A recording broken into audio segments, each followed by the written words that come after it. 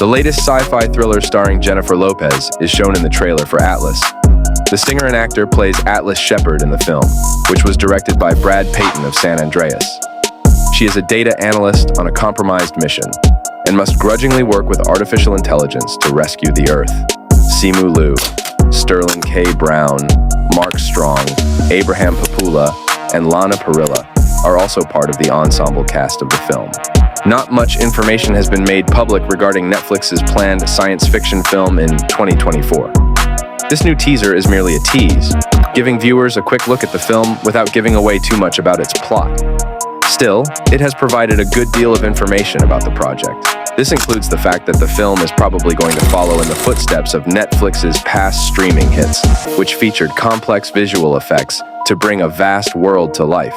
Peyton is best known for Journey 2, Mysterious Island, San Andreas, and Rampage. He also co-created and executive produced Daybreak, which ran for Netflix for one season in 2019.